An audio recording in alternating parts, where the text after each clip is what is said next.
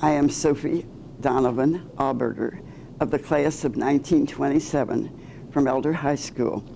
We were the only class that went through the new building 4 years, the first 4 years that it was begun. Then in 1928, it became a pure boys' school. We had a wonderful childhood. We were very young and very immature at our age, 13, 14, coming into high school. And we loved it here. The teachers were so aware of us as children and guiding us right along in the right directions. Many of the girls left school after a 2-year commercial to go to work because in that time, things were a little different financially for families. It was very interesting for the boys and the girls. It was the first time that we were really separated as groups. The boys used one staircase on the left side of the building and the girls used the staircase on the right side of the building. The nuns taught the girls primarily. We had very few priests at that time teaching, or men. The men taught, the priests and some of the nuns, and Ben Grousey and Walter Bartlett taught the boys, besides being coaches on their athletic teams. The girls would gather in groups of 8 or 10 and go to the football games and the basketball games, and we attended things in groups.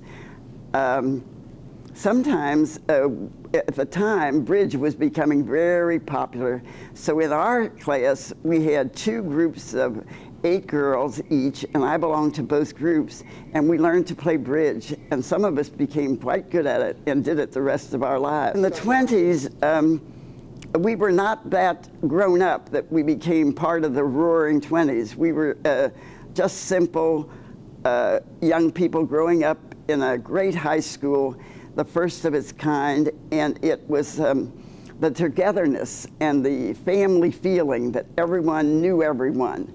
Our parents knew us, knew our children, knew the children, and the children knew our fathers and mothers, and we visited families, and when there was something to be done at the school or that we needed something, the parents would jump in and help us do the things. It wasn't like a PTA. It was just the beginning of that kind of an organization. He started a library. We didn't have any books and we didn't have a library. And I remember we started a library in a little room right next to the old elevator shaft.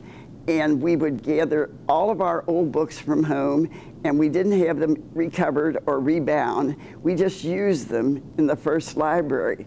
But some of us were seniors then, and we would catalog the books for the school.